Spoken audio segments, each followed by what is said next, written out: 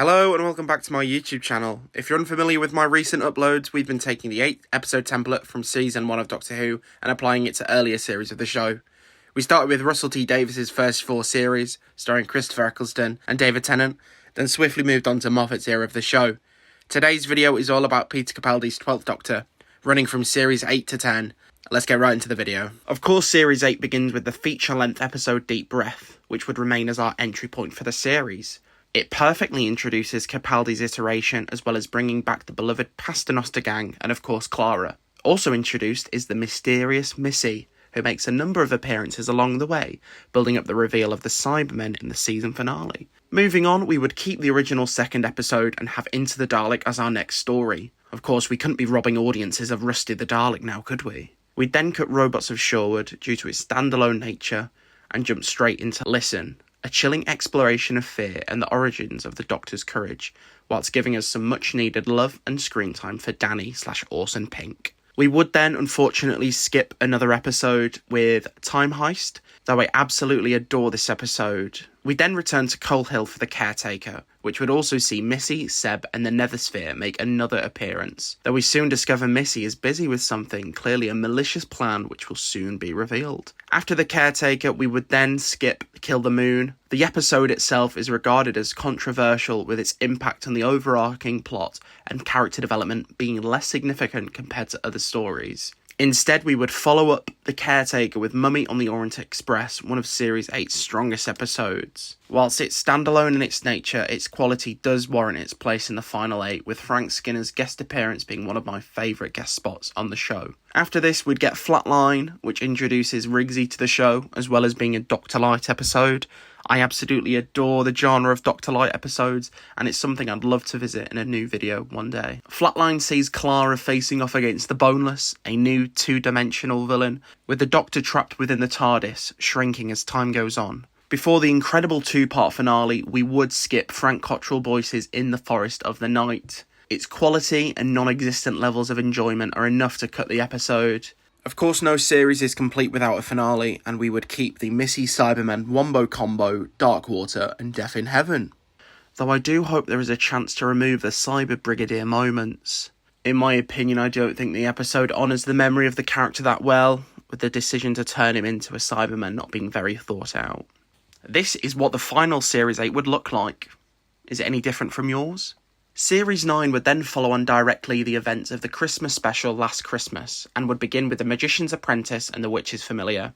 Not only would the double opener reintroduce Missy to the show, but Davros and the Daleks would make their return, setting up some major plot lines for the series, with the idea of a hybrid mentioned on various occasions. After a trip to Skaro, the series would skip Before the Flood and Under the Lake, and instead give us a single episode featuring Maisie Williams' character Ashilda.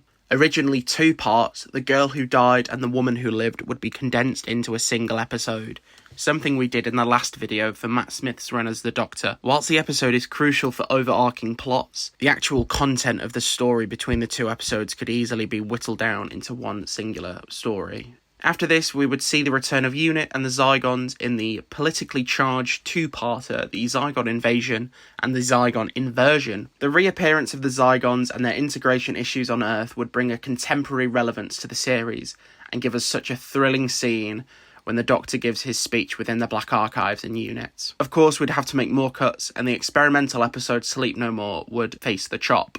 Following our geopolitical encounter with the Zygons, we would then begin the 3-part finale.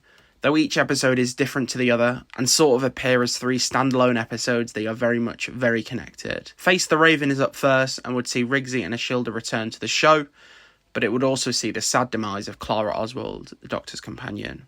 The episode would lead into Heaven Sent, with the Doctor trapped in his own confessional dial by the Time Lords, in hope he would be driven to confess on his understanding of the hybrid.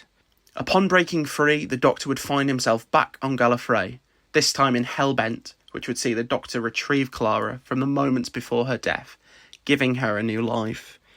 However, the side effect of this is, of course, the Doctor forgets Clara. Clara and me would leave the Doctor as he goes off on his own adventures again. This is what the final Series 9 looks like. Would you change anything?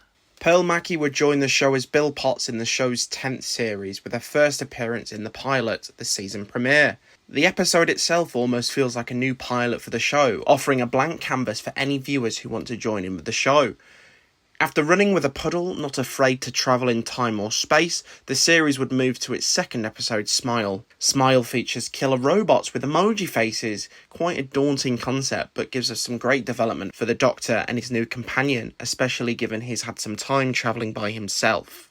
We'd then see the demise of Thin Ice and Knock Knock, with Thin Ice offering some character development for Bill.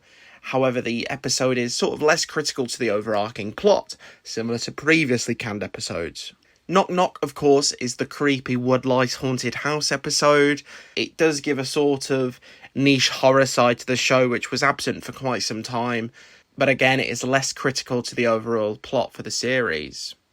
With 2 episodes cut, we would move on to Oxygen, the social commentary capitalism exploitation episode, with Bill, Nardole and the Doctor on a space station fighting for survival against their spacesuits.